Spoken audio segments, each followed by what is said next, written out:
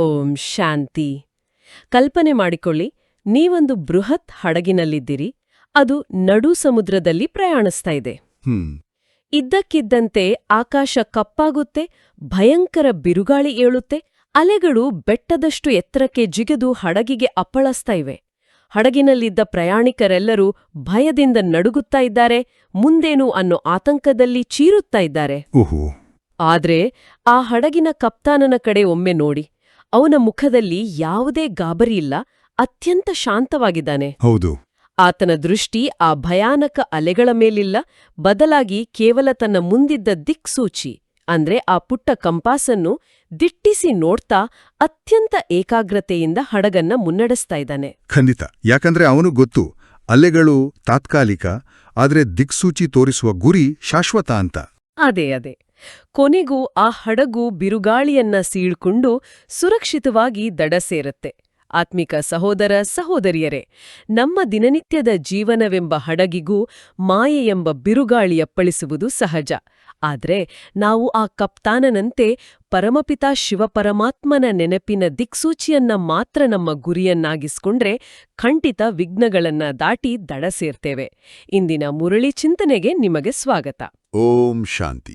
ಇಂದಿನ ಮುರಳಿಯ ದಿನಾಂಕ 29/04/2026. ಹಿರಿಯರೇ, ಇಂದಿನ ಮುರಳಿಯ ಮುಖ್ಯಾಂಶವನ್ನ ಬಾಬಾ ಹೀಗೆ ತಿಳಿಸಿದ್ದಾರೆ: ಮಧುರ ಮಕ್ಕಳೇ, ಪತಿತ ಜಗತ್ತಿನಿಂದ ಸಂಬಂಧವನ್ನು ಬಿಟ್ಟು ಒಬ್ಬ ತಂದೆಯೊಂದಿಗೆ ಬುದ್ಧಿಯೋಗವನ್ನು ಇಡಿ, ಆಗ ಮಾಯೆಯಿಂದ ಸೋಲುಂಟಾಗುವುದಿಲ್ಲ. ಬಹಳ ಸುಂದರವಾದ ಮಾತು. ಹೌದು. ಆದ್ರೆ ಮೇಲ್ನೋಟಕ್ಕೆ ಇದು ಬಹಳ ಸರಳ ಅನಿಸಿದ್ರು, ಕಚೇರಿಯಲ್ಲಿ ಡೆಡ್ಲೈನ್ಸ್, ಮನೆಯಲ್ಲಿ ಮಕ್ಕಳ ಜವಾಬ್ದಾರಿ ಇರುವಾಗ ಈ ಬುದ್ಧಿಯೋಗವನ್ನ ಕೇವಲ ಒಬ್ಬ ತಂದೆಯ ಜೊತೆ ಇಡೋದು ಪ್ರಾಯೋಗಿಕವಾಗಿ ಹೇಗೆ ಸಾಧ್ಯ? ಇದೊಂದು ಅದ್ಭುತವಾದ ಪ್ರಶ್ನೆ. ನೋಡಿ, ಇಲ್ಲಿ ನಾವು ಅರ್ಥ ಮಾಡ್ಕೊಳ್ಬೇಕಾದ ಮುಖ್ಯ ಯಾಂತ್ರಿಕತೆ ಅಂದ್ರೆ ಬುದ್ಧಿಯೋಗ ಅಂದ್ರೆ ಕೆಲ್ಸ ಬಿಟ್ಟು ಕುಳಿತುಕೊಳ್ಳುವುದಲ್ಲ. ಸರಿ. ನಮ್ಮ ಮೆದುಳು ಏಕಕಾಲದಲ್ಲಿ ಭೌತಿಕ ಕೆಲಸವನ್ನ ಮಾಡ್ತಾನೆ ಆಳವಾದ ಒಂದು ಮಾನಸಿಕ ಲಂಗರನ್ನ ಅಂದ್ರೆ ಆಂಕರನ್ನ ಹಿಡಿದಿಟ್ಕೊಳ್ಳುವ ಸಾಮರ್ಥ್ಯ ಹೊಂದಿದೆ. ಉದಾಹರಣೆಗೆ, ಒಬ್ಬ ತಾಯಿ ತನ್ನ ಮಗುನ ಮನೆಯಲ್ಲಿ ಮಲಗಿಸಿ ಕಚೇರಿಗೆ ಹೋಗ್ತಾಳೆ ಅಂತ ಇಟ್ಕೊಳ್ಳಿ. ಅವಳ ಕೈಗಳು ಕಂಪ್ಯೂಟರ್ ಕೀಬೋರ್ಡ್ ಮೇಲೆ ಅತ್ಯಂತ ವೇಗವಾಗಿ ಕೆಲಸ ಮಾಡ್ತಾ ಇರುತ್ತೆ, ಕ್ಲೈಂಟ್ ಜೊತೆ ಮಾತನಾಡ್ತಾ ಇರ್ತಾಳೆ. ಆದರೆ ಅವಳ ಮನಸ್ಸಿನ ಒಂದು ಮೂಲೆ ನನ್ನ ಮಗು ಎದ್ದಿರ್ಬೋದಾ ಅಂತ ಸದಾ ಮನೆ ಕಡೆಗೆ ತುಡಿಯುತ್ತಾ ಇರ್ತೆ ಅಲ್ವಾ? ಹೌದು, ಖಂಡಿತ. ಕೆಲ್ಸದಲ್ಲಿ ಆಕೆಗೆ ಸೋಲಾಗೋದಿಲ್ಲ, ಆದರೆ ಅವಳ ಆಳವಾದ ಸಂಪರ್ಕ ಮಗುವಿನ ಮೇಲಿರುತ್ತೆ. ಅದೇ ರೀತಿ ನಾವು ದಿನನಿತ್ಯದ ಕರ್ಮಗಳನ್ನ ಮಾಡ್ತಾ ಇದ್ರು ನಮ್ಮ ಅಂತರಂಗದ ಆಳದ ಅರಿವು, ನಾನೊಂದು ಆತ್ಮ, ನನ್ನ ತಂದೆ ಸದಾಶಿವ ಎಂಬುದರ ಮೇಲಿದ್ರೆ ಮಾಯೆಯ ಯಾವ ಆಕರ್ಷಣೆಯೂ ನಮ್ಮನ್ನ ಸೋಲಿಸಲು ಸಾಧ್ಯವಿಲ್ಲ. ಅಂದ್ರೆ ಲೌಕಿಕ ಕರ್ಮಗಳು ಮೇಲ್ಮೈಯಲ್ಲಿ ನಡೆಯುವ ಅಲೆಗಳಿದ್ದಂತೆ, ಆದ್ರೆ ಬುದ್ಧಿಯೋಗ ಸಮುದ್ರದ ಆಳದ ಪ್ರಶಾಂತತೆಯದ್ದಂತೆ. ಹೌದು. ಬಹಳ ಸುಂದರವಾದ ವಿಶ್ಲೇಷಣೆ. ಹೌದು. ಇಂದಿನ ಪ್ರಶ್ನೆ ಉತ್ತರ ವಿಭಾಗದಲ್ಲಿ ಬಾಬಾ ಕೇಳ್ತಾರೆ, ಸಮರ್ಥ ತಂದೆಯು ಜೊತೆಯಿದ್ದರೂ ಸಹ ಯಜ್ಞದಲ್ಲಿ ಅನೇಕ ವಿಘ್ನಗಳು ಏಕೆ ಬೀಳುತ್ತವೆ? ಕಾರಣವೇನು? ಅದಕ್ಕೆ ಬಾಬಾ ಉತ್ತರ ನೀಡುತ್ತಾರೆ, ಡ್ರಾಮಾ ಅನುಸಾರ ಈ ವಿಘ್ನಗಳಂತೂ ಬರ್ಲೇಬೇಕಾಗಿದೆ. ಏಕೆಂದ್ರೆ ಯಾವಾಗ ಯಜ್ಞದಲ್ಲಿ ಅಸುರರ ವಿಘ್ನಗಳು ಬೀಳುದೋ ಆಗಲೇ ಅವರ ಪಾಪದ ಕೊಡ ತುಂಬುವುದು. ಇದರಲ್ಲಿ ತಂದೆಯೂ ಸಹ ಏನು ಮಾಡಲು ಸಾಧ್ಯವಿಲ್ಲ. ಇದು ಡ್ರಾಮಾದಲ್ಲಿ ನಿಗದಿಯಾಗಿದೆ. ವಿಘ್ನಗಳು ಬರ್ಲೇಬೇಕಾಗಿದೆ, ಆದ್ರೆ ನೀವು ವಿಘ್ನಗಳಿಗೆ ಗಾಬರಿಯಾಗಬಾರದು. ನಿಖರವಾದ ಮಾತು. ಆದ್ರೆ ಒಂದು ನಿಮಿಷ ನಿಲ್ಲಿ, ಇದು ಸ್ವಲ್ಪ ಗೊಂದಲ ಮೂಡಿಸುತ್ತೆ. ಸ್ವಯಂ ಭಗವಂತನೇ ನಮ್ಮ ಜೊತೆ ಇರುವಾಗ ಈ ಕಷ್ಟಗಳೇಕೆ ಬರ್ಬೇಕು ಅಂತ ನಮ್ಮ ಮನಸ್ಸಿಗೆ ಸಹಜವಾಗಿ ಸಿಟ್ಟು ಬರುತ್ತಲ್ವಾ? ಇದರಲ್ಲಿ ತಂದೆ ಏನೂ ಮಾಡಲಾಗುವುದಿಲ್ಲ ಅಂದ್ರೆ ನಮ್ಗೆ ಅಸಹಾಯಕತೆ ಕಾಡೋದಿಲ್ವಾ? ಇಲ್ಲ, ಇದು ಅಸಹಾಯಕತೆಯಲ್ಲ, ಇದು ಸೃಷ್ಟಿ ನಾಟಕದ ನಿಖರವಾದ ನಿಯಮ. ಡ್ರಾಮಾ ಎನ್ನುವ ಪರಿಕಲ್ಪನೆಯನ್ನ ನಾವು ವಿಜ್ಞಾನದ ಕಾರ್ಯಕಾರಣ ಅಂದ್ರೆ ಕಾಸ್ ಅಂಡ್ ಎಫೆಕ್ಟ್ ನಿಯಮದಂತೆ ನೋಡ್ಬೇಕು. ಓಹೋ, ಸರಿ. ಅಸುರಿ ಶಕ್ತಿಗಳು ಅಥವಾ ನಮ್ಮೆದುರು ಬರುವ ಕಠಿಣ ಪರಿಸ್ಥಿತಿಗಳು ನಮ್ಗೆ ಶಿಕ್ಷೆಯಲ್ಲ, ಅವು ಹಳೆಯ ಲೆಕ್ಕಾಚಾರಗಳ ಚುಕ್ತ ಆಗುವ ಪ್ರಕ್ರಿಯೆ. ಬಾಬಾ ಹೇಳಿದ್ರಲ್ಲ, ಪಾಪದ ಕೊಡ ತುಂಬುವುದು ಅಂತ. ಅಂದ್ರೆ ನಕಾರಾತ್ಮಕ ಶಕ್ತಿಗಳು ತಮ್ಮ ಉತ್ತುಂಗವನ್ನ ತಲುಪುವುದು ಅಂತ ಅರ್ಥ. ಒಂದು ಹಣ್ಣು ಸಂಪೂರ್ಣವಾಗಿ ಮಾಗಿದಾಗ್ಲೇ ಅದು ಮರದಿಂದ ಕಳಚಿಕೊಳ್ಳೋದಲ್ವಾ? ಅದೇ ರೀತಿ ಈ ವಿಘ್ನಗಳು ಅಸುರಿ ಪ್ರಪಂಚದ ಅಂತ್ಯದ ಸ್ಪಷ್ಟ ಸೂಚನೆಯಾಗಿದೆ. ಹಾಗಾಗಿ ದಿನನಿತ್ಯದಲ್ಲಿ ಯಾರಾದರೂ ನಮ್ಮನ್ನು ವಿರೋಧಿಸಿದ್ರೆ ನಾವು ನನಗೇಕೆ ಹೀಗಾಯಿತು ಅಂತ ಅಳುವ ಬದಲು, ಓಹೋ, ಇದು ಡ್ರಾಮಾದ ಅಚಲ ಪಾತ್ರ, ಇದು ಹಳೆಯದರ ಅಂತ್ಯ, ಹೊಸ ಜಗತ್ತಿನ ಆರಂಭದ ಸೂಚನೆ ಅಂತ ಸಾಕ್ಷಿಭಾವದಿಂದ ನೋಡಬೇಕು. ಖಂಡಿತ ಈ ದೃಷ್ಟಿಕೋನ ನಮ್ಮ ಆಲೋಚನಾ ಲಹರಿಯನ್ನೇ ಬದಲಾಯಿಸುತ್ತೆ. ಇನ್ನು ಇಂದಿನ ಗೀತೆಯ ಸಾಲು ಹೀಗಿದೆ: ಗೀತೆ ಯಾರು ತಂದೆ ತಾಯಿಯಾಗಿದ್ದಾರೆ? ಈ ಹಾಡಿನ ಸಾಲು ನಮ್ಮ ಮನಸ್ಸಿನ ಭಾರವನ್ನ ಕ್ಷಣಾರ್ಧದಲ್ಲಿ ಇಳಿಸುತ್ತೆ ಅಲ್ವಾ? ಹೌದು. ಈ ಭೌತಿಕ ಜಗತ್ತಿನ ಸಂಬಂಧಗಳನ್ನ ಒಮ್ಮೆ ಆಳವಾಡಿ ಗಮನಿಸಿ. ಎಷ್ಟೇ ಹತ್ತಿರವೆನಿಸಿದ್ರೂ ಒಂದಲ್ಲ ಒಂದು ಹಂತದಲ್ಲಿ ಅವು ಸ್ವಾರ್ಥ, ಅಪೇಕ್ಷೆ ಅಥವಾ ದೇಹದ ಅಭಿಮಾನದಿಂದ ಕೂಡಿದ ಛೀಛೀ ಸಂಬಂಧಗಳಾಗಿಯೇ ಉಳಿಯುತ್ತವೆ. ನಿಜ. ಒಂದು ಸಂಘ ತಪ್ಪು ನಡೆದರೂ ಮುಖ ತಿರುಗಿಸುವ ಪ್ರಪಂಚವಿದು. ಆದರೆ ಆ ಬೇಹದ್ದಿನ ತಂದೆ ಪರಮಪಿತ ಶಿವಪರಮಾತ್ಮನ ಸಂಬಂಧ ಷರತ್ತುಗಳಿಲ್ಲದ ಪ್ರೀತಿಯಾಗಿದೆ. ಆತನೇ ನಮ್ಮ ಸದಾಕಾಲದ ತಂದೆ, ತಾಯಿ, ಬಂಧು, ಸಖ. ನಾವೆಲ್ಲರೂ ಆ ತಂದೆಯ ಬೆರಳನ್ನ ಹಿಡಿದು ಸತ್ಯಯುಗದ ಹೊಸ ಪ್ರಪಂಚಕ್ಕೆ ಹೋಗುವವರಿದ್ದೇವೆ. ಅದ್ಭುತ. ಈಗ ಮುರುಳಿಯ ಸಂಪೂರ್ಣ ವಿವರಣೆಯನ್ನ ನೋಡೋಣ. ಬಾಬಾ ಹೇಳ್ತಾರೆ, ಮಕ್ಕಳು ಬೇಹದ್ದಿನ ತಂದೆಯ ಆದೇಶವನ್ನು ಕೇಳಿದಿರಿ. ಈ ಜಗತ್ತಿನ ಯಾವ ತಂದೆ ತಾಯಿ ಇದ್ದಾರೆ, ಇಲ್ಲಿ ಯಾವ ನಿಮ್ಮ ಸಂಬಂಧವಿದೆಯೋ ಅದು ದೇಹದ ಜೊತೆಗಿದೆ. ಏಕೆಂದ್ರೆ ದೇಹದೊಂದಿಗೆ ಮೊಟ್ಟಮೊದಲು ತಾಯಿಯ ನಂತರ ತಂದೆಯ ಸಂಬಂಧವೇರ್ಪಡುತ್ತದೆ. ನಂತರ ಸಹೋದರ ಸಹೋದರಿ ಬಂಧುಗಳ ಸಂಬಂಧ ಬೆಳೀತದೆ. ಇಲ್ಲಿ ಬಾಬಾ ನಮ್ಮ ಬೇರುಗಳನ್ನು ತೋರಿಸ್ತಾ ಇದ್ದಾರೆ. ದೇಹದ ಹುಟ್ಟಿನೊಂದಿಗೆ ಪ್ರಾರಂಭವಾಗುವ ಪ್ರತಿಯೊಂದು ಸಂಬಂಧವೂ ತಾತ್ಕಾಲಿಕ. ಯಾಕಂದ್ರೆ ದೇಹವೇ ತಾತ್ಕಾಲಿಕ. ಹೌದು. ಮುಂದೆ ಬಾಬಾ ಹೇಳ್ತಾರೆ, ಅಂದಾಗ ಬೇಹದ್ದಿನ ತಂದೆಯ ಹೇಳಿಕೆ ಏನೆಂದ್ರೆ, ಈ ಜಗತ್ತಿನಲ್ಲಿ ನಿಮಗೆ ಯಾವ ತಂದೆ ತಾಯಿ ಇದ್ದಾರೆಯೋ ಅವರೊಂದಿಗೂ ಸಹ ಬುದ್ಧಿಯೋಗವನ್ನು ಇಡಬೇಡಿ. ಈ ಜಗತ್ತಿನೊಂದಿಗೆ ಸಂಬಂಧವನ್ನು ಇಟ್ಟುಕೊಳ್ಳಬೇಡಿ. ಏಕೆಂದ್ರೆ ಕಲಿಯುಗ ಛೀ ಸಂಬಂಧಗಳಾಗಿವೆ. ಈ ಪತಿತ ಪ್ರಪಂಚದೊಂದಿಗಿನ ಬುದ್ಧಿಯೋಗವನ್ನು ತೆಗೆದು ನನ್ನೊಬ್ಬನೊಂದಿಗೆ ಜೋಡಿಸಿ ಮತ್ತು ಹೊಸ ಜಗತ್ತಿನೊಂದಿಗೆ ಜೋಡಿಸಿ. ಏಕೆಂದ್ರೆ ನೀವೀಗ ನನ್ನ ಬಳಿ ಬರಬೇಕಾಗಿದೆ. ಕೇವಲ ಸಂಬಂಧವನ್ನು ಜೋಡಿಸುವ ಮಾತಾಗಿದೆ, ಮತ್ತಾವುದೇ ಕಷ್ಟವಿಲ್ಲ. ಹಿರಿಯರೇ, ಇಲ್ಲಿ ಸ್ವಲ್ಪ ಸ್ಪಷ್ಟತೆ ಬೇಕು. ಸಂಬಂಧವನ್ನ ಕಡಿದುಕೊಳ್ಳಿ ಅಂದ್ರೆ ಮನೆಯವರನ್ನ ಬಿಟ್ಟು ಕಾಡಿಗೆ ಓಡಿ ಹೋಗೋದಾ ಅಥವಾ ಅವರನ್ನ ದ್ವೇಷಿಸೋದಾ? ಇದು ಲೌಕಿಕ ಜವಾಬ್ದಾರಿಯಿಂದ ನುಣುಚಿಕೊಳ್ಳುವ ಪ್ರಯತ್ನ ಅಂತ ಕೆಲವರು ಭಾವಿಸಬಹುದಲ್ವೇ? ಖಂಡಿತ ಇಲ್ಲ. ನೋಡಿ, ಬಾಬಾ ಇಲ್ಲಿ ದೈಹಿಕವಾಗಿ ಓಡಿ ಹೋಗಲು ಹೇಳ್ತಾ ಇಲ್ಲ. ಅವರು ಮಾನಸಿಕ ವೈರಾಗ್ಯದ ಬಗ್ಗೆ ಮಾತನಾಡುತ್ತಾ ಇದ್ದಾರೆ. ಓಕೆ. ಇದಕ್ಕೆ ನಮ್ಮ ಬ್ರಹ್ಮಬಾಬಾ ಅವರ ಜೀವನಕ್ಕಿಂತ ಶ್ರೇಷ್ಠ ಉದಾಹರಣೆ ಮತ್ತೊಂದಿಲ್ಲ. ಬ್ರಹ್ಮಬಾಬಾ ಅವರು ದೊಡ್ಡ ವ್ಯಾಪಾರಿಯಾಗಿದ್ರು, ಅಪಾರ ಸಂಪತ್ತಿತ್ತು, ಪ್ರೀತಿಯ ಕುಟುಂಬವಿತ್ತು. ಆದರೆ ಶಿವಬಾಬಾ ಅವರಲ್ಲಿ ಪ್ರವೇಶವಾದ ತಕ್ಷಣ ಅವರು ಕಮಲಪುಷ್ಪ ಸಮಾನರಾದ್ರು. ಅವರು ತಮ್ಮ ಕುಟುಂಬವನ್ನ ದ್ವೇಷಿಸಲಿಲ್ಲ, ಬದಲಾಗಿ ಎಲ್ಲರನ್ನೂ ಆತ್ಮಿಕ ದೃಷ್ಟಿಯಿಂದ ನೋಡಲಾರಂಭಿಸಿದ್ರು. ಟ್ರಸ್ಟಿ ಭಾವನೆ. ಅದೇ ನಾನೊಬ್ಬ ಕೇವಲ ಟ್ರಸ್ಟಿ, ಇದೆಲ್ಲವೂ ಈಶ್ವರನದು ಅನ್ನೋ ಭಾವನೆ ಅವರಿಗಿತ್ತು. ಕಮಲದ ಹೂವು ಕೆಸರಿನಲ್ಲೇ ಹುಟ್ಟುತ್ತೆ, ನೀರಿನಲ್ಲೇ ಇರುತ್ತೆ, ಆದರೆ ಒಂದು ಹನಿ ನೀರು ಅದರ ಎಲೆಯ ಮೇಲೆ ಅಂಟುಕೊಳ್ಳೋದಿಲ್ಲಲ್ವಾ? ನಾವೂ ಸಹ ಮನೆಯಲ್ಲೇ ಇರಬೇಕು, ಕರ್ತವ್ಯಗಳನ್ನು ನಿಭಾಯಿಸಬೇಕು, ಆದರೆ ಒಳಗಿನಿಂದ ಅಂಟುಕೊಳ್ಳಬಾರದು. ಬಹಳ ನಿಖರವಾದ ವಿವರಣೆ.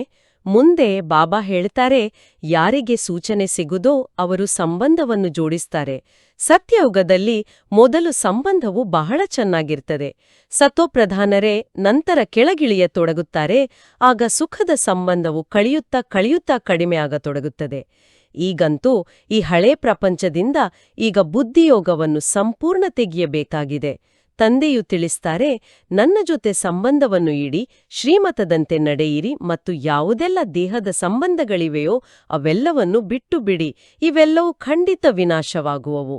ನಾವು ಯಾವುದರ ಮೇಲೆ ಅತಿಯಾಗಿ ಅವಲಂಬಿತರಾಗಿದ್ದೇವೋ ಅದೆಲ್ಲವೂ ವಿನಾಶದ ಅಂಚಿನಲ್ಲಿದೆ ಅನ್ನೋ ಸತ್ಯವನ್ನ ಬಾಬಾ ನೆನಪಿಸ್ತಾ ಇದ್ದಾರೆ. ಹೌದು.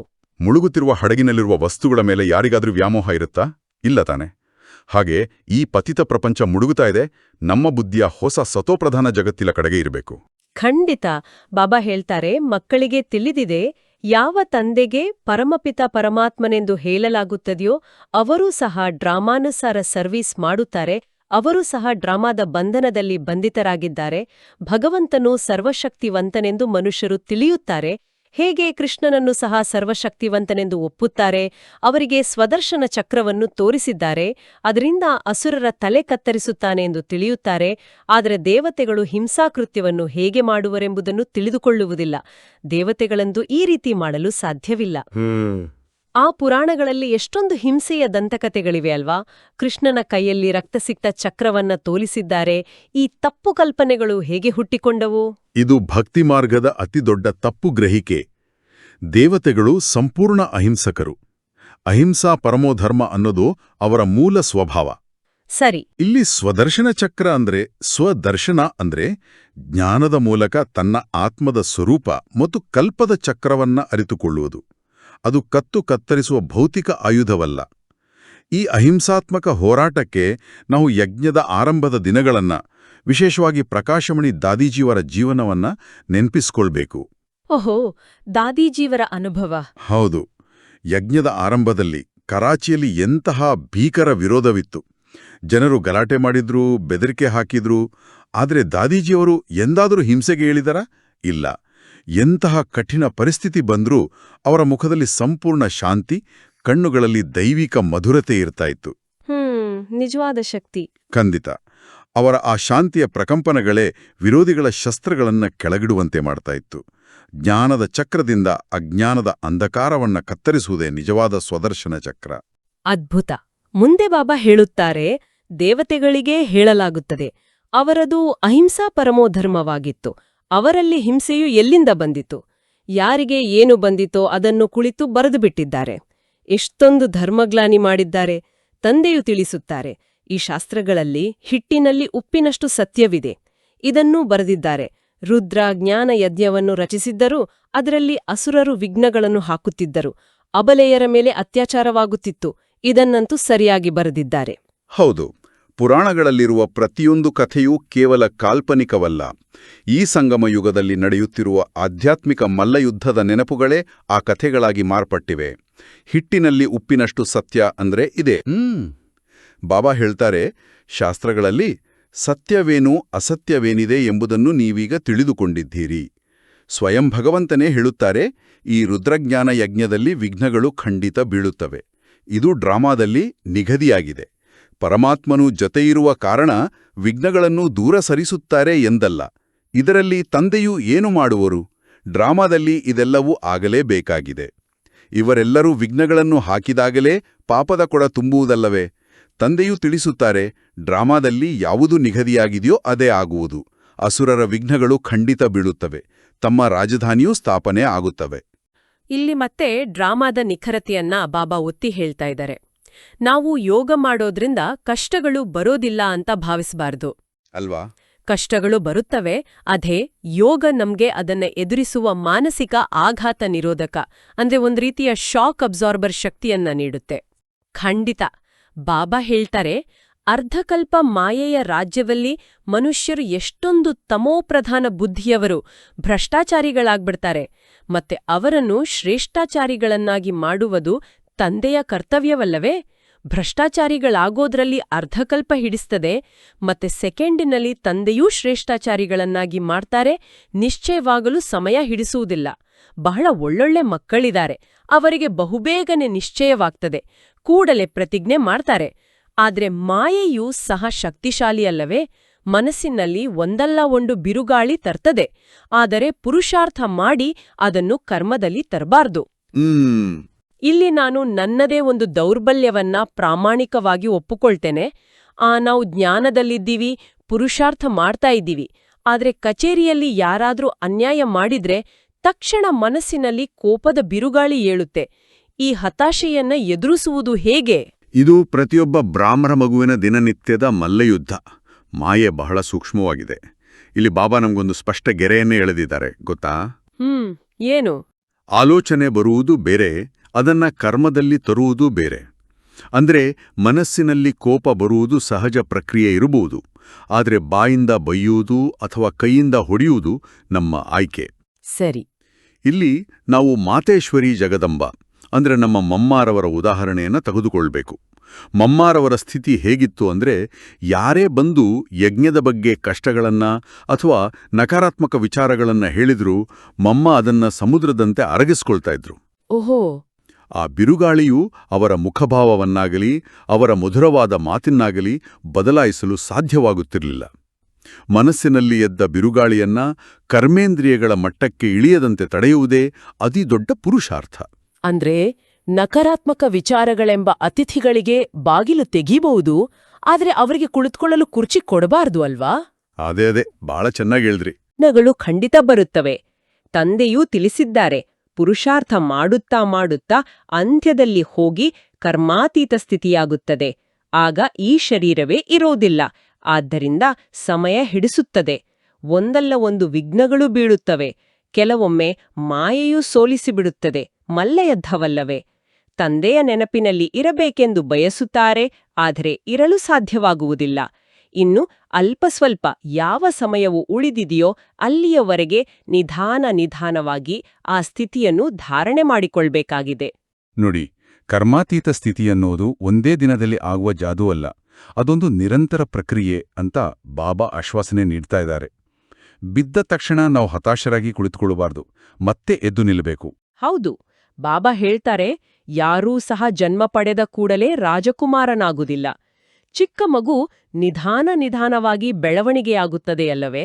ಇದರಲ್ಲಿಯೂ ಸಮಯ ಹಿಡಿಸುತ್ತದೆ. ಇನ್ನು ಸ್ವಲ್ಪ ಸಮಯ ಉಳಿದಿದೆ. ಎಲ್ಲವೂ ಪುರುಷಾರ್ಥದ ಮೇಲೆ ಆಧಾರಿತವಾಗಿದೆ. ಗಮನ ಕೊಡಬೇಕಾಗಿದೆ. ನಾವು ಹೇಗಾದರೂ ಮಾಡಿ ತಂದೆಯಿಂದ ಆಸ್ತಿಯನ್ನು ಖಂಡಿತ ತೆಗೆದುಕೊಳ್ಳುತ್ತೇವೆ, ಮಾಯೆಯನ್ನು ಖಂಡಿತ ಎದುರಿಸುತ್ತೇವೆ. ಆದ್ದರಿಂದ ಪ್ರತಿಜ್ಞೆ ಮಾಡುತ್ತೇವೆ. ಮಾಯೆಯೂ ಕಡಿಮೆಯಲ್ಲ, ಬಹಳ ಚಿಕ್ಕ ರೂಪದಲ್ಲಿಯೂ ಬರುತ್ತದೆ. ಶಕ್ತಿಶಾಲಿಗಳ ಮುಂದೆ ಶಕ್ತಿಶಾಲಿಯಾಗಿಯೂ ಬರುತ್ತದೆ. ಹೌದು, ಮಾಯಾ ಎಂದ್ರೆ ಕೇವಲ ದೊಡ್ಡ ದುರಭ್ಯಾಸಗಳಲ್ಲ. ಕೆಲವೊಮ್ಮೆ ಅತಿಯಾದ ಅಹಂಕಾರ, ನಾನೇ ಸರಿ ಎನ್ನುವ ಸೂಕ್ಷ್ಮ ಭಾವನೆಯ ರೂಪದಲ್ಲೂ ಮಾಯಾ ಬರುತ್ತೆ. ನಮ್ಮ ಪುರುಷಾರ್ಥ ಎಷ್ಟು ಶಕ್ತಿಶಾಲಿಯಾಗುತ್ತದೆಯೋ ಮಾಯೆಯ ಪರೀಕ್ಷೆಗಳು ಅಷ್ಟೇ ಸೂಕ್ಷ್ಮವಾಗುತ್ತವೆ. ಖಂಡಿತ. ಬಾಬಾ ಹೇಳುತ್ತಾರೆ, ಈ ಮಾತುಗಳು ಯಾವುದೇ ಶಾಸ್ತ್ರಗಳಲ್ಲಿ ಇಲ್ಲ. ತಂದೆಯೂ ತಿಳಿಸುತ್ತಾರೆ, ನೀವು ಮಕ್ಕಳಿಗೆ ಈಗ ತಿಳಿಸುತ್ತೇನೆ. ತಂದೆಯ ಮೂಲಕ ನೀವು ಸದ್ಗತಿಯನ್ನು ಪಡೆಯುತ್ತೀರಿ. ನಂತರ ಈ ಜ್ಞಾನದ ಅವಶ್ಯಕತೆಯೇ ಇರುವುದಿಲ್ಲ. ಜ್ಞಾನದಿಂದ ಸದ್ಗತಿಯಾಗುತ್ತದೆ. ಸತ್ಯಯುಗಕ್ಕೆ ಸದ್ಗತಿ ಎಂದು ಹೇಳಲಾಗುತ್ತದೆ. ಮಧುರಾತಿ ಮಧುರ ಮಕ್ಕಳಿಗೆ ಗುರಿ ಸಿಕ್ಕಿದೆ. ಇದನ್ನು ತಿಳಿದುಕೊಂಡಿದ್ದೀರಿ. ಡ್ರಾಮಾ ಅನುಸಾರ ವೃಕ್ಷವು ವೃದ್ಧಿಯಾಗುವುದರಲ್ಲಿ ಸಮಯವಂತೂ ಹಿಡಿಸುತ್ತದೆ. ವಿಘ್ನಗಳು ಬಹಳ ಬರುತ್ತವೆ. ಪರಿವರ್ತನೆ ಆಗಬೇಕಾಗುತ್ತದೆ. ಕವಡೆಯಿಂದ ವಜ್ರ ಸಮಾನ ಆಗಬೇಕಾಗಿದೆ. ರಾತ್ರಿ ಹಗಲಿನ ಅಂತರವಿದೆ. ದೇವತೆಗಳ ಮಂದಿರಗಳನ್ನು ಈಗಲೂ ಕಟ್ಟಿಸುತ್ತಿರುತ್ತಾರೆ. ನೀವು ಬ್ರಾಹ್ಮಣರು ಈಗ ಮಂದಿರಗಳನ್ನು ಕಟ್ಟಿಸುವುದಿಲ್ಲ, ಏಕೆಂದರೆ ಅದು ಭಕ್ತಿಮಾರ್ಗವಾಗಿದೆ. ಈಗ ಭಕ್ತಿಮಾರ್ಗವೂ ಸಮಾಪ್ತಿಯಾಗಿ ಜ್ಞಾನ ಮಾರ್ಗಕ್ಕೆ ಜಯವಾಗಲಿದೆ ಎಂದು ಪ್ರಪಂಚದವರಿಗೆ ಗೊತ್ತೇ ಇಲ್ಲ. ಭಕ್ತಿ ಮತ್ತು ಜ್ಞಾನದ ನಡುವಿನ ಅಂತರ ಇದು. ಸರಿ. ಭಕ್ತಿ ಮಾರ್ಗದಲ್ಲಿ ನಾವು ಮಂದಿರಗಳನ್ನ ಕಟ್ಟಿದೆವು, ಆದರೆ ಈಗ ನಾವು ಸ್ವತಃ ನಮ್ಮ ಆತ್ಮ ಎಂಬ ಮಂದಿರವನ್ನ ಜ್ಞಾನದಿಂದ ಸ್ವಚ್ಛಗೊಳಿಸ್ತಾ ಇದ್ದೀವಿ. ಭಕ್ತಿ ಬೇಡುವುದು, ಜ್ಞಾನ ಪಡೆಯುವುದು. ಅದ್ಭುತವಾದ ಮಾತು. ಬಾಬಾ ಹೇಳುತ್ತಾರೆ, ಇದು ಕೇವಲ ನೀವು ಮಕ್ಕಳಿಗೆ ತಿಳಿದಿದೆ. ಮನುಷ್ಯರಂತೂ ಕಲಿಯುಗವು ಇನ್ನೂ ಮಗುವಾಗಿದೆ ಎಂದು ತಿಳಿಯುತ್ತಾರೆ. ಅವರದೆಲ್ಲವೂ ಶಾಸ್ತ್ರಗಳ ಮೇಲೆ ಆಧಾರಿತವಾಗಿದೆ. ನೀವು ಮಕ್ಕಳಿಗೆ ತಂದೆಯೂ ಕುಳಿತು ಎಲ್ಲ ವೇದಶಾಸ್ತ್ರಗಳ ರಹಸ್ಯವನ್ನು ತಿಳಿಸುತ್ತಾರೆ. ತಂದೆಯು ಹೇಳುತ್ತಾರೆ, ಇಲ್ಲಿಯವರೆಗೆ ನೀವು ಏನೆಲ್ಲವನ್ನು ಓದಿದ್ದೀರೋ ಅದೆಲ್ಲವನ್ನು ಮರೆತು ಹೋಗಿ. ಅದರಿಂದ ಯಾರದೇ ಸದ್ಗತಿ ಆಗುವುದಿಲ್ಲ. ಭಲೆ ಅಲ್ಪಕಾಲದ ಸುಖ ಸಿಗುತ್ತಾ ಬಂದಿದೆ, ಸದಾ ಸುಖವೇ ಸುಖ ಸಿಗಲು ಸಾಧ್ಯವಿಲ್ಲ. ಇದು ಕ್ಷಣಭಂಗುಲ ಸುಖವಾಗಿದೆ. ಪ್ರಪಂಚದ ಜನರಿಗೆ ಸಮಯದ ಪರಿವೇ ಇಲ್ಲ. ಅವರು ಭ್ರಮೆಯಲ್ಲಿದ್ದಾರೆ. ಆದರೆ ನಾವು ಬ್ರಾಹ್ಮಣ ಮಕ್ಕಳು ಎಚ್ಚರವಾಗಿದ್ದೇವೆ. ಹೌದು. ಕಲಿಯುಗ ಮಗುವಲ್ಲ, ಅದು ತನ್ನ ವೃದ್ಧಾಪ್ಯದ ಕೊನೆಯ ಉಸಿರೆಳೆಯುತ್ತಾ ಇದೆ ಅನ್ನೋದನ್ನ ಬಾಬಾ ನಮಗೆ ಸ್ಪಷ್ಟಪಡಿಸಿದ್ದಾರೆ. ಬಾಬಾ ಹೇಳ್ತಾರೆ, ಮನುಷ್ಯರು ದುಃಖದಲ್ಲಿರುತ್ತಾರೆ. ಸತ್ಯಯುಗದಲ್ಲಿ ದುಃಖದ ಹೆಸರೇ ಇರುವುದಿಲ್ಲ ಎಂಬುದು ಮನುಷ್ಯರಿಗೆ ಗೊತ್ತಿಲ್ಲ. ಅವರು ಅಲ್ಲಿಯೂ ಸಹ ಇಂಥ ಮಾತುಗಳನ್ನು ತಿಳಿಸಿದ್ದಾರೆ. ಕೃಷ್ಣಪುರಿಯಲ್ಲಿ ಕಂಸನಿದ್ದನು, ಕೃಷ್ಣನು ಜೈಲಿನಲ್ಲಿ ಜನ್ಮ ಪಡೆದನು, ಹೀಗೆ ಅನೇಕ ಮಾತುಗಳನ್ನು ಬರೆದಿದ್ದಾರೆ. ಶ್ರೀಕೃಷ್ಣನು ಸ್ವರ್ಗದ ಮೊದಲ ರಾಜಕುಮಾರ ಅಂದಮೇಲೆ ಕೃಷ್ಣನು ಏನು ಪಾಪ ಮಾಡಿದನು? ಇವು ದಂತಕಥೆಗಳಾಗಿವೆ. ಇದನ್ನೂ ಸಹ ತಂದೆಯು ಬಂದು ಸತ್ಯವನ್ನು ತಿಳಿಸಿರುವ ಕಾರಣ ನೀವೀಗ ತಿಳಿದುಕೊಂಡಿದ್ದೀರಿ. ತಂದೆಯೇ ಬಂದು ಸತ್ಯಖಂಡವನ್ನು ಸ್ಥಾಪನೆ ಮಾಡುತ್ತಾರೆ. ಸತ್ಯಖಂಡದಲ್ಲಿ ಎಷ್ಟೊಂದು ಸುಖವಿತ್ತು, ಅಸತ್ಯಖಂಡದಲ್ಲಿ ಎಷ್ಟೊಂದು ದುಃಖವಿದೆ, ಇದನ್ನು ಎಲ್ಲರೂ ಮರೆತು ಹೋಗಿದ್ದಾರೆ. ನೀವು ತಿಳಿದುಕೊಂಡಿದ್ದೀರಿ. ನಾವು ಶ್ರೀಮತದಂತೆ ಸತ್ಯಖಂಡವನ್ನು ಸ್ಥಾಪನೆ ಮಾಡಿ ಅದರ ಮಾಲೀಕರಾಗುತ್ತೇವೆ. ಸ್ವರ್ಗದಲ್ಲಿ ಕಂಸನಿರಲು ಸಾಧ್ಯವೇ ಇಲ್ಲ ಎನ್ನುವ ತಾರ್ಕಿಕ ಸತ್ಯವನ್ನ ಬಾಬಾ ಬಿಡಿಸಿಟ್ಟಿದ್ದಾರೆ. ಸತ್ಯಯುಗದಲ್ಲಿ ಕೇವಲ ಸಕಾರಾತ್ಮಕ ಶಕ್ತಿಗಳು ಮಾತ್ರ ಇರ್ತವೆ. ಬಾಬಾ ಹೇಳ್ತಾರೆ, ತಂದೆಯೂ ತಿಳಿಸ್ತಾರೆ, ಹೀಗೆ ಶ್ರೀಮತದನುಸಾರ ನಡೆಯೋದ್ರಿಂದ ನೀವು ಶ್ರೇಷ್ಠ ಪದವಿಯನ್ನು ಪಡೆಯುತ್ತೀರಿ. ಮಕ್ಕಳಿಗೆ ಇದು ತಿಳಿದಿದೆ. ನಾವು ಈ ವಿದ್ಯೆಯನ್ನು ಓದಿ ಸೂರ್ಯವಂಶಿ ಮಹಾರಾಜ ಮಹಾರಾಣಿಯಾಗಬೇಕಾಗಿದೆ. ಶ್ರೇಷ್ಠ ಪದವಿಯನ್ನು ಪಡೆಯಲು ಎಲ್ಲರಿಗೂ ಮನಸ್ಸಾಗುತ್ತದೆ. ಎಲ್ಲರ ಪುರುಷಾರ್ಥವೂ ನಡೆಯುತ್ತದೆ. ಯಾರು ಪಕ್ಕಾ ಭಕ್ತರಿರುವರೋ ಅವರು ಚಿತ್ರವನ್ನು ಜೊತೆ ಇಟ್ಟುಕೊಳ್ಳುತ್ತಾರೆ. ಅದರಿಂದ ಪದೇ ಪದೇ ಅವರ ನೆನಪು ಬರುತ್ತಿರುವುದು. ಹಾಗೆಯೇ ತಂದೆಯೂ ಸಹ ಹೇಳ್ತಾರೆ, ತ್ರಿಮೂರ್ತಿಯ ಚಿತ್ರವನ್ನು ಜೊತೆ ಇಟ್ಟುಕೊಳ್ಳಿ, ಆಗ ಪದೇ ಪದೇ ನೆನಪು ಬರುವುದು. ತಂದೆಯನ್ನು ನೆನಪು ಮಾಡೋದ್ರಿಂದ ನಾವು ಸೂರ್ಯವಂಶಿ ಮನೆತನದಲ್ಲಿ ಬರುತ್ತೇವೆ ಎಂದು. ಕೋಣೆಯಲ್ಲಿ ತ್ರಿಮೂರ್ತಿ ಚಿತ್ರವನ್ನು ಹಾಕಿ, ಆಗ ಅದರ ಕಡೆ ಪದೇ ಪದೇ ದೃಷ್ಟಿಯೂ ಹೋಗುವುದು. ತಂದೆಯ ಮೂಲಕ ನಾವು ಈ ಸೂರ್ಯವಂಶಿ ಮನೆತನದಲ್ಲಿ ಬರುತ್ತೇವೆ. ನಾನಿಲ್ಲ ಆಶ್ಚರ್ಯ ಪಡ್ತೇನೆ. ಆ ಜ್ಞಾನ ಅಂದ್ರೆ ನಿರಾಕಾರ ಸ್ವರೂಪದ ಧ್ಯಾನ ಅಲ್ವಾ? ಹಾಗಿದ್ದಾಗ ಈ ಭೌತಿಕ ತ್ರಿಮೂರ್ತಿ ಚಿತ್ರದ ಅವಶ್ಯಕತೆ ಏನಿದೆ? ಇದು ಬಾಬಾ ನೀಡುವ ಅತ್ಯುತ್ತಮ ಮಾನಸಿಕ ತಂತ್ರ, ಅಂದ್ರೆ ಸೈಕೊಲಾಜಿಕಲ್ ಹ್ಯಾಕ್ ಅಂತ ಹೇಳ್ಬೋದು. ನಮ್ಮ ಮೆದುಳು ಹೇಗೆ ಕಾರ್ಯನಿರ್ವಹಿಸುತ್ತೆ ಅಂದ್ರೆ, ನಾವು ಯಾವುದನ್ನ ಕಣ್ಣಾರೆ ಪದೇ ಪದೇ ನೋಡ್ತೀವೋ ಅದು ನಮ್ಮ ನರಮಂಡಲದಲ್ಲಿ ಒಂದು ಆಳವಾದ ಮುದ್ರೆಯನ್ನು ಒತ್ತುತ್ತೆ. ಓಹೋ. ದೃಷ್ಟಿ ಮತ್ತು ಸ್ಮೃತಿಯ ನಡುವೆ ಗಾಢವಾದ ಸಂಬಂಧವಿದೆ. ನೀವು ಆಫೀಸ್ ಡೆಸ್ಕ್ ಮೇಲೆ ಅಥವಾ ಮನೆಯ ಕೋಣೆಯಲ್ಲಿ ತ್ರಿಮೂರ್ತಿಯ ಚಿತ್ರವನ್ನ ಇಟ್ಕೊಂಡ್ರೆ, ಕಣ್ಣು ಆಕಸ್ಮಿಕವಾಗಿ ಅದರ ಮೇಲೆ ಬಿದ್ರೂ ತಕ್ಷಣವೇ ಮೆದುಳಿಗೆ ಒಂದು ಸಿಗ್ನಲ್ ಹೋಗುತ್ತೆ, ನಾನು ಆತ್ಮ, ನನ್ನ ತಂದೆ ಶಿವಬಾಬಾ ನನಗೆ ಸ್ವರ್ಗದ ಆಸ್ತಿ ಸಿಗ್ತಾ ಇದೆ ಅಂತ. ಇದು ಮಾಯೆಯ ಮರೆವಿನಿಂದ ನಮ್ಮನ್ನ ತಕ್ಷಣವೇ ವರ್ತಮಾನಕ್ಕೆ ತರುವ ಒಂದು ದೃಶ್ಯ ಆಧಾರ. ಖಂಡಿತ ಬಹಳ ಅದ್ಭುತವಾದ ತಂತ್ರ ಇದು. ಬಾಬಾ ಹೇಳ್ತಾರೆ, ಮುಂಜಾನೆ ಏಳುತ್ತಿದ್ದಂತೆಯೇ ದೃಷ್ಟಿಯು ಅದರ ಕಡೆ ಹೋಗುವುದು. ಇದೂ ಸಹ ಪುರುಷಾರ್ಥವಾಗಿದೆ. ತಂದೆಯೂ ಸಲಹೆ ನೀಡುತ್ತಾರೆ, ಒಳ್ಳೊಳ್ಳೆಯ ಭಕ್ತರು ಬಹಳ ಪುರುಷಾರ್ಥ ಮಾಡುತ್ತಾರೆ. ಕಣ್ಣು ತೆರೆಯುತ್ತಿದ್ದಂತೆಯೇ ಕೃಷ್ಣನ ನೆನಪು ಬರಲಿ ಎಂದು ಕೃಷ್ಣನ ಚಿತ್ರವನ್ನು ಮುಂದಿಟ್ಟುಕೊಳ್ಳುತ್ತಾರೆ. ನಿಮಗೋಸ್ಕರವಂತೂ ಇನ್ನೂ ಸಹಜವಾಗಿದೆ. ಒಂದು ವೇಳೆ ಸಹಜವಾಗಿ ನೆನಪು ಬರುವುದಿಲ್ಲ, ಮಾಯೆಯು ಸತಾಯಿಸುತ್ತದೆ ಎಂದರೆ ಆ ಸಮಯದಲ್ಲಿ ಈ ಚಿತ್ರಗಳು ಸಹಯೋಗ ನೀಡುತ್ತವೆ. ಶಿವತಂದೆಯು ನಮ್ಮನ್ನು ಬ್ರಹ್ಮರವರ ಮೂಲಕ ವಿಷ್ಣುಪುರಿಯ ಮಾಲೀಕರನ್ನಾಗಿ ಮಾಡುತ್ತಾರೆ. ನಾವು ತಂದೆಯಿಂದ ವಿಶ್ವದ ಮಾಲೀಕರಾಗುತ್ತಿದ್ದೇವೆ.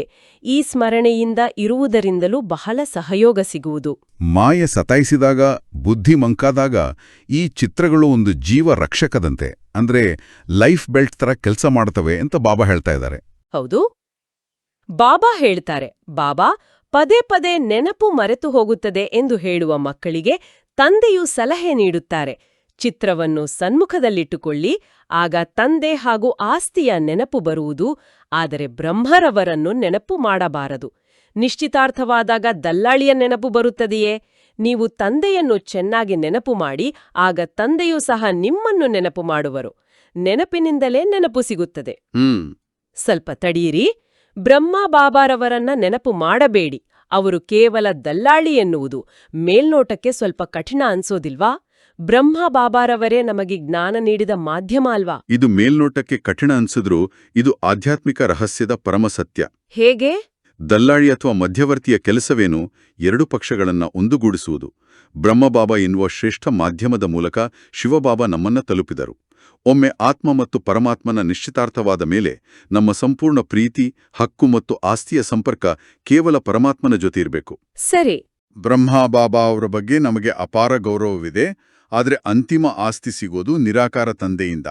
ಆದ್ರಿಂದ ನಮ್ಮ ನೆನಪು ನೇರವಾಗಿ ಮೂಲ ಸೋರ್ಸ್ ಜೊತೆ ಇರಬೇಕು. ಹೋಹೋ, ಈಗ ಸ್ಪಷ್ಟವಾಯಿತು. ಬಾಬಾ ಹೇಳ್ತಾರೆ, ಈಗ ಪ್ರಿಯತಮನ ಬಗ್ಗೆ ನಿಮ್ಗೆ ತಿಳಿದಿದೆ. ಶಿವನಿಗೆ ಎಷ್ಟೊಂದು ಮಂದಿ ಭಕ್ತರಿರ್ತಾರೆ, ಶಿವ ಶಿವ ಎಂದು ಹೇಳುತ್ತಿರ್ತಾರೆ. ಆದರೆ ಅದು ತಪ್ಪಾಗಿದೆ. ಶಿವಕಾಶಿ ವಿಶ್ವನಾಥ ಎಂದು ಹೇಳಿ ಮತ್ತೆ ಗಂಗೆ ಎಂದು ಹೇಳಿಬಿಡ್ತಾರೆ. ನದಿಯ ತೀರದಲ್ಲಿ ಹೋಗಿ ಕುಳಿತುಕೊಳ್ತಾರೆ. ಜ್ಞಾನಸಾಗರನು ತಂದೆಯಾಗಿದ್ದಾರೆ ಎಂಬುದನ್ನು ತಿಳಿದುಕೊಳ್ಳುವುದಿಲ್ಲ. ಕಾಶಿಯನ್ನು ನೋಡುವುದಕ್ಕಾಗಿ ಎಷ್ಟೊಂದು ಮಂದಿ ವಿದೇಶಿಯರು ಹೋಗ್ತಾರೆ. ದೊಡ್ಡ ದೊಡ್ಡ ಕಲ್ಯಾಣಿಗಳಿವೆ. ಆದರೂ ಸಹ ತಂದೆಯ ಮಂದಿರವು ಎಲ್ಲರನ್ನೂ ಸೆಳೆಯುತ್ತದೆ. ಶಿವತಂದೆಯೂ ಸೆಳೆಯುತ್ತಾರೆ. ನಂಬರ್ 1 ಶಿವತಂದೆಯಾಗಿದ್ದಾರೆ. ನಂತರ ಬ್ರಹ್ಮ ಸರಸ್ವತಿ, ಸೋ ವಿಷ್ಣು, ವಿಷ್ಣು ಸೋ ಬ್ರಾಹ್ಮ. ಬ್ರಾಹ್ಮಣರಿಂದ ವಿಷ್ಣುಪುರಿಯ ದೇವತೆಗಳು, ವಿಷ್ಣುಪುರಿಯ ದೇವತೆಗಳಿಂದ ಮತ್ತೆ ಬ್ರಾಹ್ಮಣರು. ಈ ಚಕ್ರದ ಜ್ಞಾನ ನಮಗೆ ಭಕ್ತಿ ಮಾರ್ಗದ ಅಂಧಕಾರದಿಂದ ಹೊರಬರಲು ಸಹಾಯ ಮಾಡುತ್ತೆ. ಕಾಶಿಗೆ ಹೋಗಿ ಸ್ನಾನ ಮಾಡುವುದರಿಂದ ಪಾಪ ಕಳೆಯೋದಿಲ್ಲ.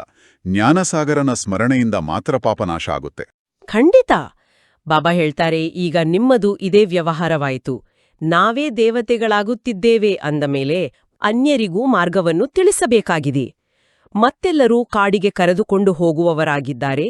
ನೀವೆಲ್ಲರೂ ಕಾಡಿನಿಂದ ಉದ್ಯಾನವನಕ್ಕೆ ಕರೆದುಕೊಂಡು ಹೋಗುತ್ತೀರಿ.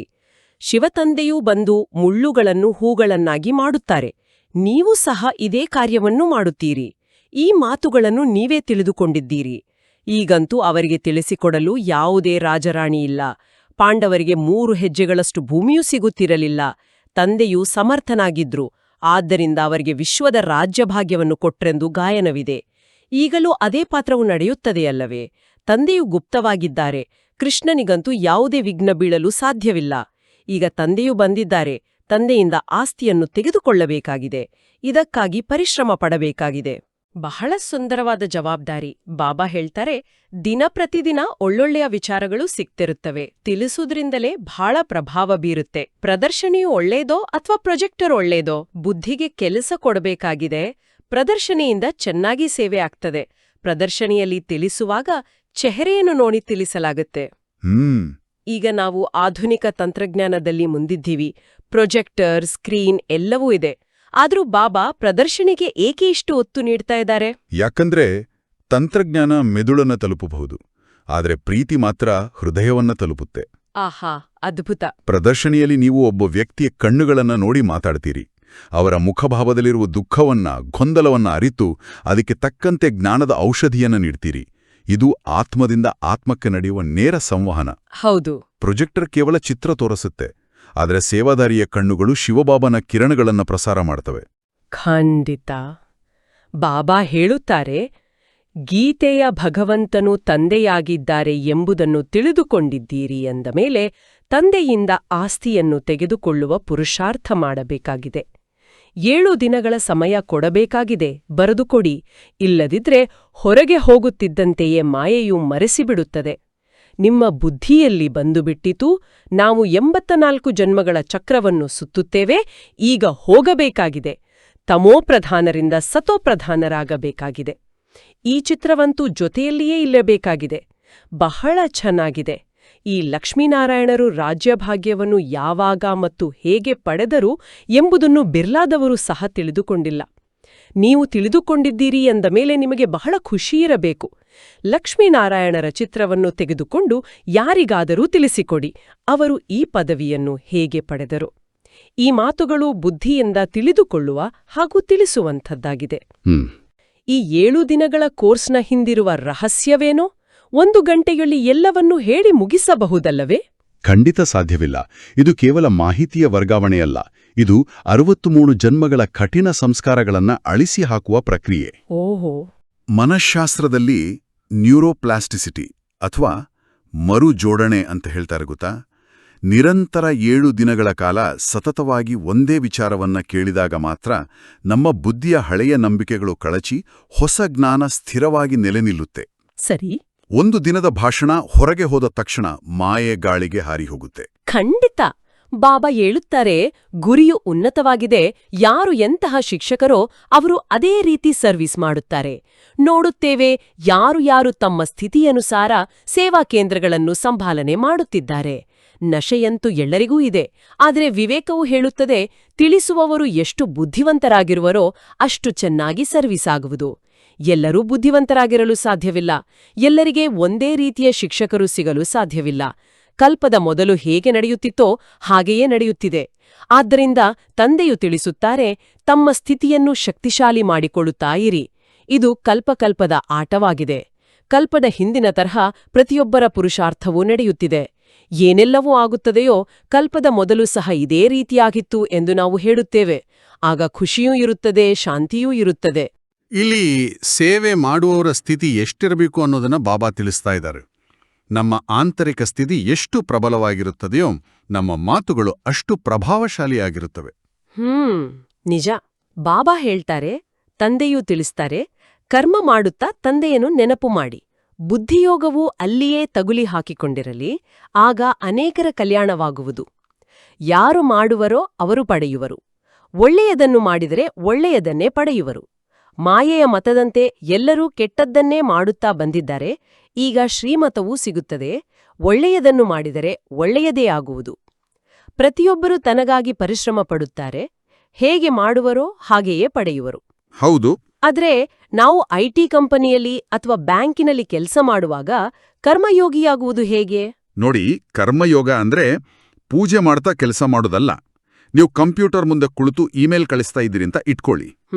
ಆ ಇಮೇಲ್ ಟೈಪ್ ಮಾಡುವಾಗ ನಿಮ್ಮ ಆಂತರಿಕ ಸ್ಮೃತಿ ನಾನೊಂದು ಪ್ರಶಾಂತ ಆತ್ಮ, ಶಿವಬಾಬಾನ ಶಾಂತಿಯ ಕಿರಣಗಳು ನನ್ನ ಮೂಲಕ ಇಡೀ ಕಚೇರಿಗೆ ಹರಡ್ತಾ ಇದೆ ಅಂತ ಇರಬೇಕು.